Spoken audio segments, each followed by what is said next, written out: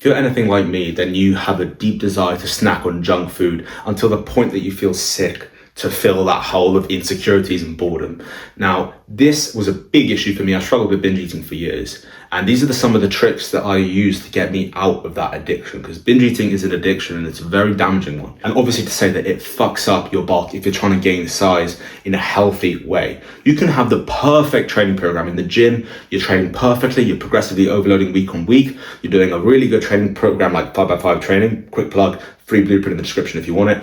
You're doing 5x5 training, you're going really well, you're progressing over the weeks, over the months, you're doing well, you're getting stronger, but your diet, you keep binging on your diet, you keep snacking on junk food, you keep doing this over and over again, and it stunts your progress. It doesn't seem like it because, you might look at yourself after, I know that for me, I used to look at myself after I ate on junk food and I would look the same, but over time, it's damaging. 100%, it's really bad. These tricks are straight from my ebook, The Smart Eater's Guide to Mass Gain. It's only 30 pages and it's on sale for 24 hours. So it's in the link in the description if you want it. So the first trick is to do what's called mental time travel.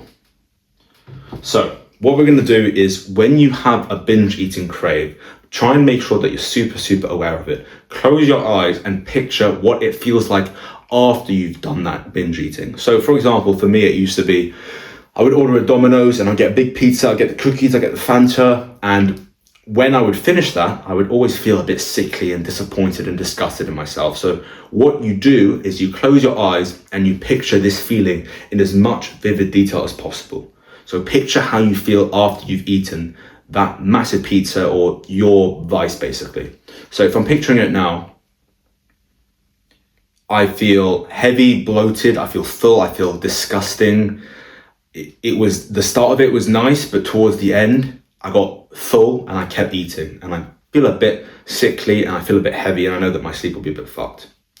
So that is a good trick that you can use to pull you out and be like, oh my God, I don't have to do that because that was all in my head. It didn't actually happen. So this is the mental time travel and it's useful if you have very good awareness, if you have very good self-awareness. But there are some tricks that we're going to get onto that are much easier than this, so don't worry. Trick 2 is to have what I call a virtual accountability partner.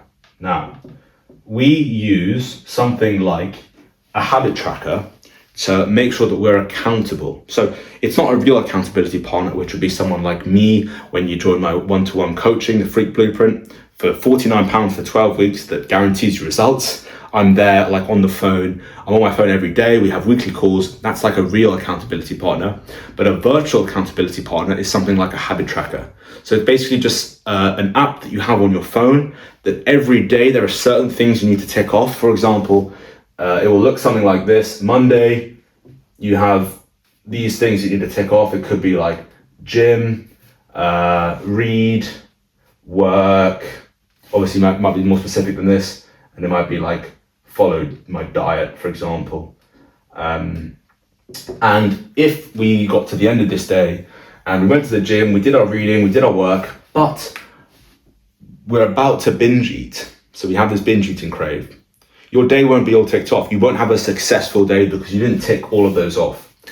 So what makes it very satisfying, which is something that I learned from Atomic Habits, when you want to destroy a bad habit and make a good habit, you want to make it satisfying or unsatisfying if you do it.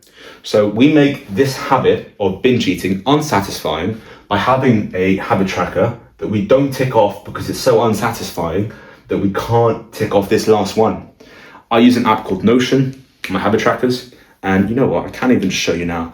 So I use an app called Notion, and basically there are these things that I need to tick off. So today's Tuesday, so I've done 3 so far. So if I get to the end of the day and I haven't done this, for example, it doesn't get ticked off. And because it's blue when you tick it off, it's a bit unsatisfying because that isn't ticked off.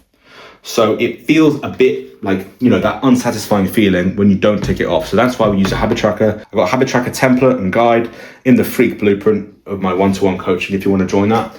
So we tick it off, feel good, we didn't resist, we resisted the binge eating crave to make a satisfying and successful day. Trick number 3 is to simply eat earlier. So typically, when we have binge eating craves, it's late at night. or for me especially. So say for example, we normally have dinner at 7 or 8 p.m. and that's scheduled for then. So 7 p.m, so 6 p.m. rolls around and you're feeling hungry. You feel like just emptying out everything and just snacking. And if you live with family, going and taking other people's foods, which is what I used to do, and ordering food, and you get you get these craves, these big binge eating craves at 6 p.m. when your normal meal is scheduled at 7. Super simple. Just take your 7 p.m. meal and eat it earlier. A good trick that you can use when you're feeling hungry, you just eat something, but it's not part of your diet, but it's not unhealthy. So sometimes if I'm having this huge binge eating crave at like 7 p.m. and I didn't have any meal scheduled or something, I'll just make some eggs and eat some eggs.